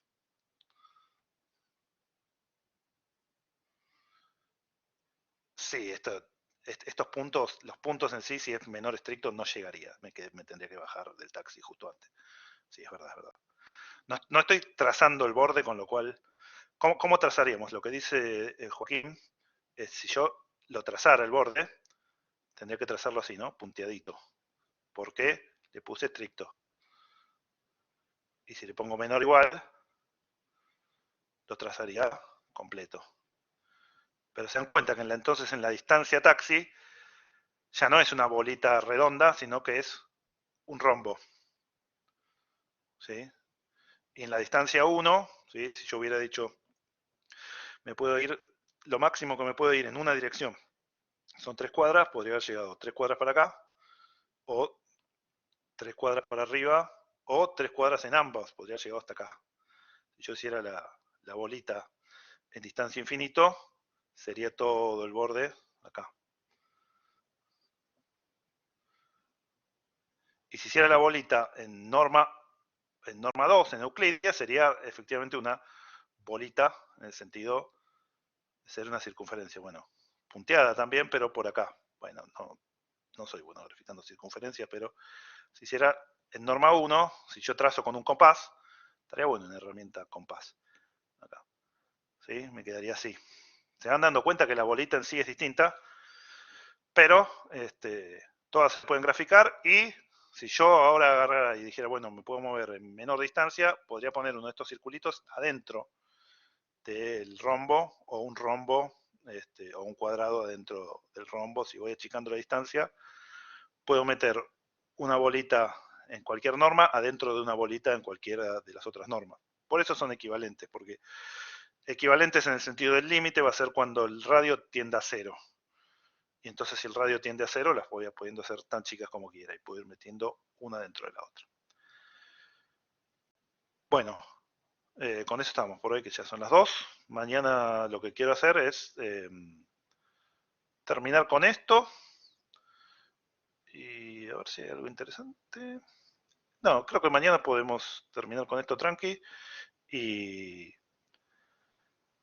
los ejercicios de la práctica los podemos ver el lunes que viene en un ratito. Y ya el lunes que viene podemos largar con límite, me parece. Así que mañana vamos a terminar con esta. Creo que los ejercicios de la práctica, ahora ya termino, ya corto.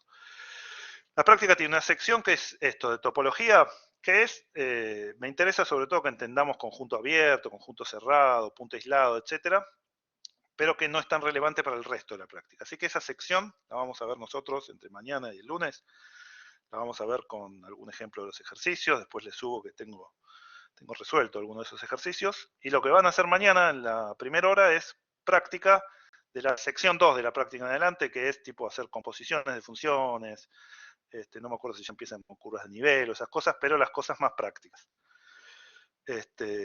Así que vamos a ir un poco solapados. La práctica, lo preferí dejar en la práctica los ejercicios estos de topología para que los tengan ahí bien explícitos y sea más prolijo.